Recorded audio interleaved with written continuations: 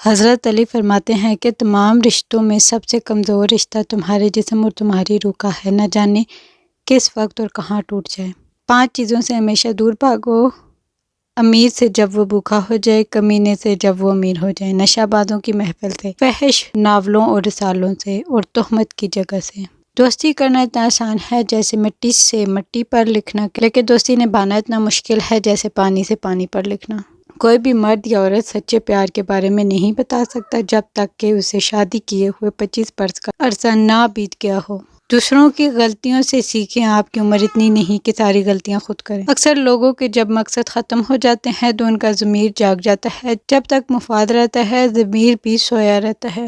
زندگی میں سب سے زیادہ بے بس ہم تب ہوتے ہیں جب ہم چاہ کر بھی خود کو ثابت نہیں کر پاتے۔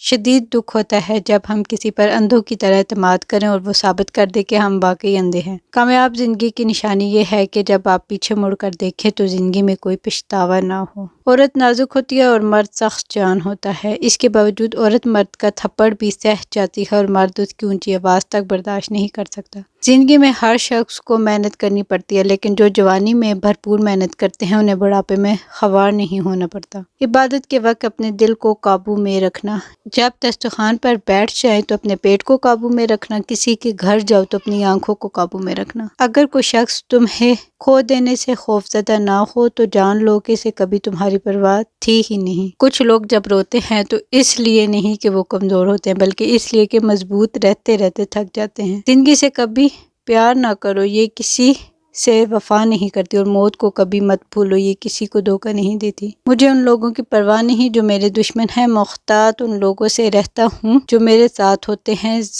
ذہن میں بغض اور نفرت رکھتے ہیں۔ اکثر لوگوں میں تکبر ہوتا ہے، ہمارے جھگڑے اس لیے بھی ختم نہیں ہو پاتے کیونکہ ہم جھگڑوں کو جھگڑوں سے ختم کرنے کی کوشش کرتے ہیں۔ کوشش کریں کہ اپنی آواز کو مدھم اور لہجے کو نرم کر سکیں، ہمارے بہت سے مسائل صرف اتنا کر لینے سے حل ہو سکتے ہیں۔